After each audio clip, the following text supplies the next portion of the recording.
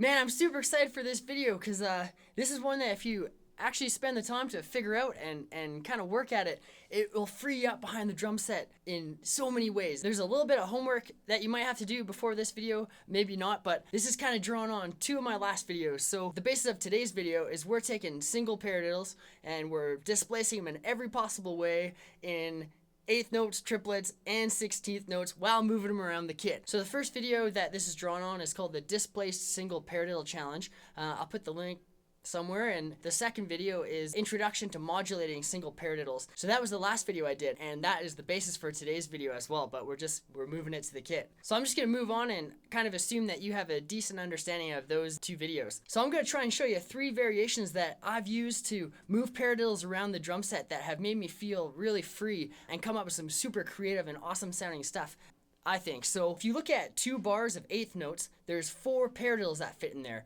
And we're going to be playing them, like I said, with 2 accents per paradiddle. So the first and the third paradiddle, we're going to be accenting on the snare. And then the second and the fourth paradiddle are going to be on the toms. And your left hand is always going to be on your high tom, and your right hand is always going to be on the floor tom.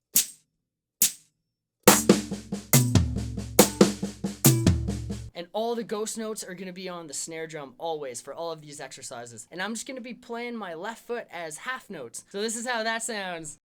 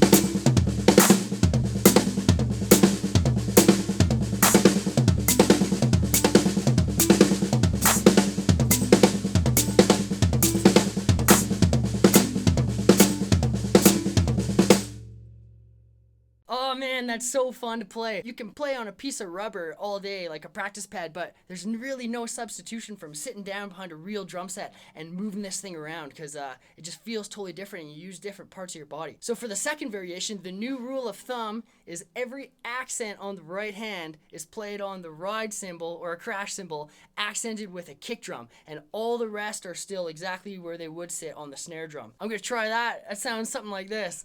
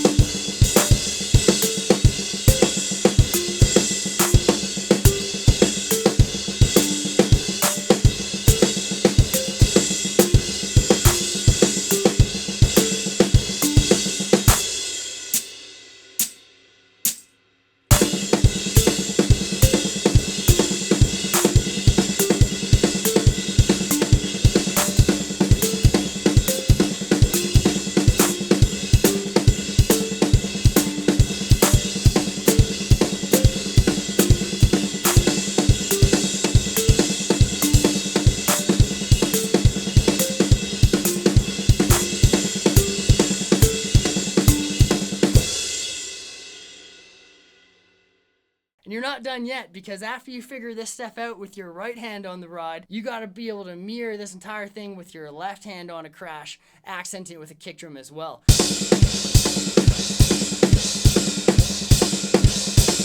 So for the third variation, we're just adding those two elements together. We got the crash and the snare on the first and the third paradiddle, and then the toms on the second and the fourth paradiddle. And you're just going to alternate between the two on whatever hand they land, up and down in this subdivision pyramid. This is kind of the most challenging of the three. That's why it's the third variation. That one sounds kind of like this.